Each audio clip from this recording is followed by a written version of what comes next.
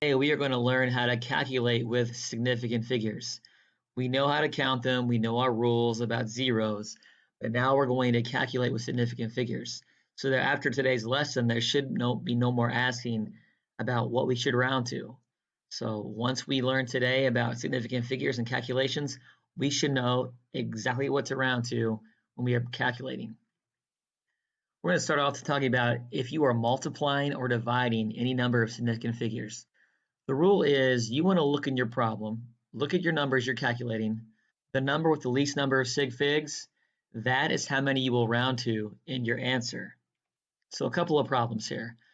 Let's say we measure 5 and 5, two different measurements. Well, there's one sig fig here, one sig fig here. That means we're going to round to one significant figure. So we always start on the left-hand side and count 1. I use a dotted line here. So will the 5 round my 2 up? The answer is yes. So my answer would be 30. Now remember, kiddos, how many sig figs are in 30? Just one. That 0 is a trailing 0. There's no decimal point, so we don't count it. So there's just one significant figure, and that's what we needed. What if we have 3 times 12? Well, there's one significant figure here. There's two significant figures here. So the rule is you figure out which number has the least number of significant figures and round to that many. Well, there's 1 here, 2 here. The least number is 1. We have to round to 1 again. So always start from your left and count. 1. I put a line here to help me out. So will the 6 round my 3 up? Yes, it will. So my answer is 40. And 40 has one significant figure. Remember, that 0 is not significant. Lastly, let's say we have 125, that's got 3 sig figs, divided by 5.1. Well, that has 2 sig figs. So we have 3 over here, we have 2 right here.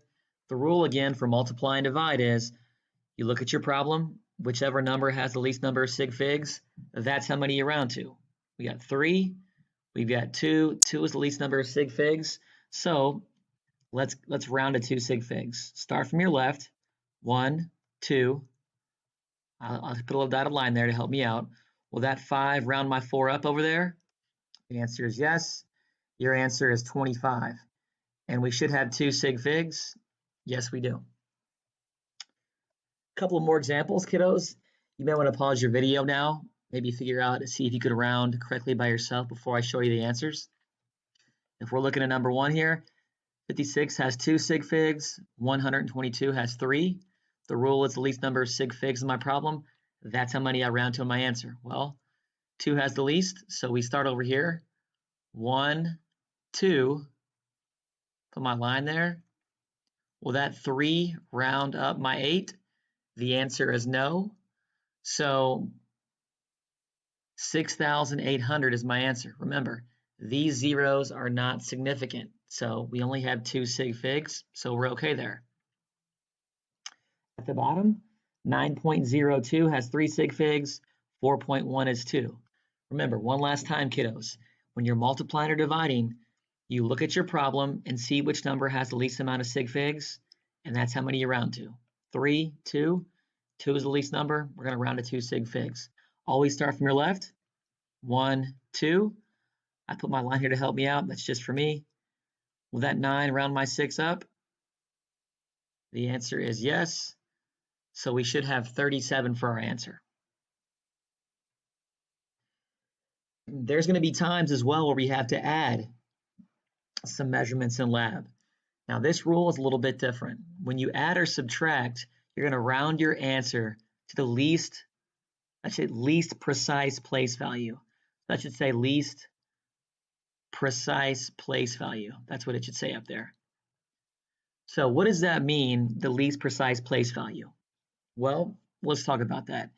If we look at this number right here, this number goes all the way out to the tens, hundreds, thousands place.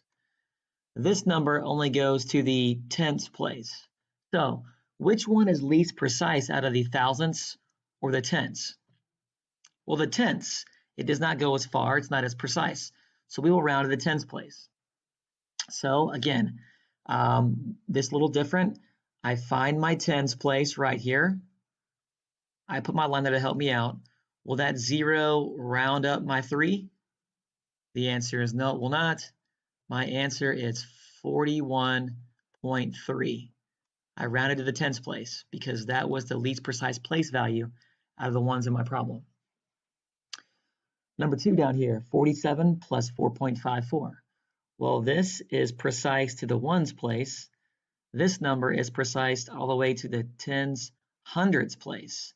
So out of the ones or the hundreds, which one is least precise? It's the ones place.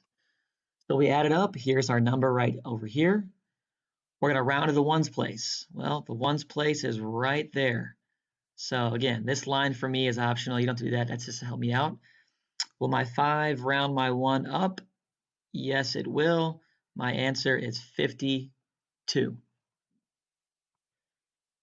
So for these problems right here, kiddos, if you want to do them, pause the video, try them out, and then check your answer. That'd be fantastic. So again, the rule for add and subtract is a little different. You look at both numbers in your problem. Whichever one goes at the least precise place value, that's what you round to. This goes to the tens place. This goes to the hundreds place. Out of those two, which one's least precise? The tens place. So if I add them up, I get 170.76. I find my least precise place value, which was the tens place over here. There's my tens place. Will that 6 round up my 7? Yes, it will. 170.8 is your answer. The last one today. We have 67.32 minus 5. So this number goes all the way out to the hundreds place. 5, just the ones place. So out of the ones place or the hundreds place, which one is least precise? It is the ones place. So over to my number. Where's the ones place? The ones place is right here. I put my little line to help me out. Will that 3 round up my 2? No, it will not. So my answer is just 62 because we rounded the ones place. Remember, kiddos, when we multiply, we are going for the least number of sig figs in our problem. That's how many you round to in your answer. When we are adding or subtracting, we look at our problem, whichever number has the least precise place value, we round to that place.